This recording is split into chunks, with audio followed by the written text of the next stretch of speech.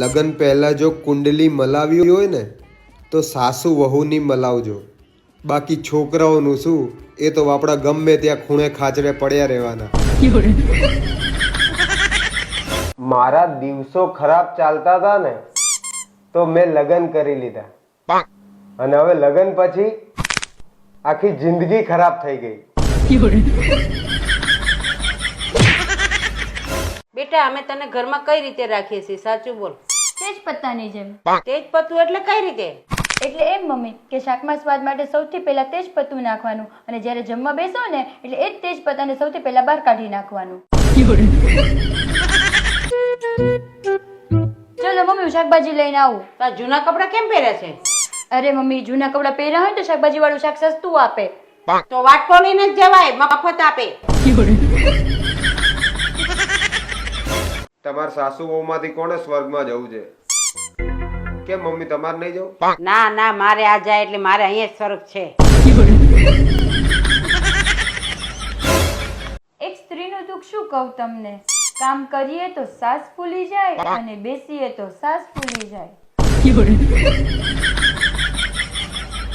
બેટા મને પૂરો વિશ્વાસ છે કે મારા ઘરનું રસોડું તું સારી રીતે સંભાળી લઈશ.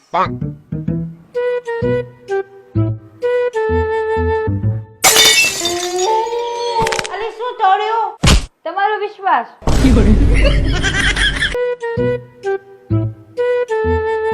કેમ નીચે બેઠી માર પાસે બેસે બેટા?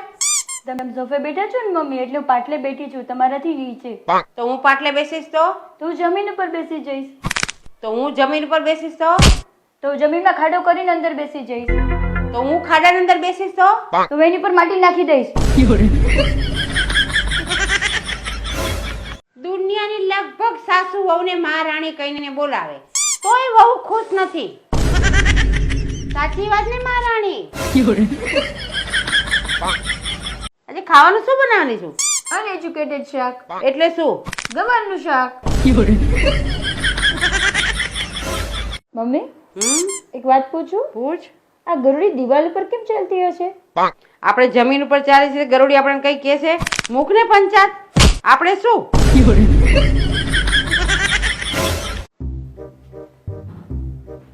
ફ્રૂટ લાયક નહીં બેટા? નહીં. કેમ? અરે તમે જે ધીરજભાઈ ફ્રૂટ વાળા કીધા હતા ને કે મળ્યા જ નહીં. કોણ ધીરજ? તમે તો કીધું હતું ધીરજના ફળ મીઠા હોય.